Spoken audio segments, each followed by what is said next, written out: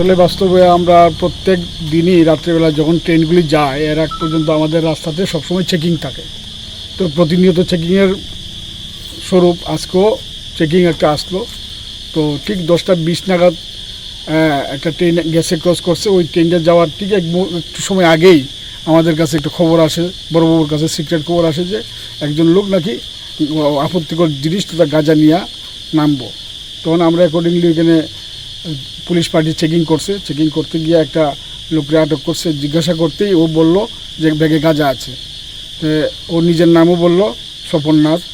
গাঁজা আছে বলাতে গাঁজা কতটুকু আছে তখন শেষ পর্যন্ত আমরা ওই ডিসিএম সাহেবরে খবর দেওয়া হইলো, অন্যান্য অফিসাররা এলো, আপনাদের এখানে লোকাল যারা আসলো তারাও জড়ো হয়ে গেল।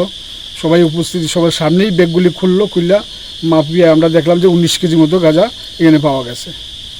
অ্যাকর্ডিংলি সিজ করা হয়েছে। আমরা এখানে এই সিজের মূলে ডিসিএম স্যারও সই করলেন, আমরাও দেখলাম, এবং ওই সাক্ষীরাও এখানে সইটিও করছেন। তো এনডিপিএস একটি আমরা মামলা নেব, আইনানুগভাবে ব্যবস্থা নেওয়া। স্যার, প্রাথমিক ইনভেস্টিগেশনে কি জানতে পেরেছেন কোথা থেকে কোথায় নিয়ে যাওয়া ছিল সেগুলো? সে সিরাইমোহনপুরে তার একজন পাড়ার বোনের বাড়ি আছে। তো বোনের বাড়ির থেকে কাজ করতে গেছে, এখান থেকে সে এটা সংগ্রহ করছে, কইরা ট্রেনে উঠছে এবং এখানে নামছে। আনুমানিক বাজার মূল্য কত হতে পারে বলে মনে হয়? আনুমানিক বাজার মূল্য 9 লাখ 9.5 লাখ টাকার মতো হইব এমন বোঝা গেছে। আনন্দ আর ভালোবাসার দীপ্তিতে গড়া সমুজ্জ্বল পরমা, ঠিক তোমারই মতো।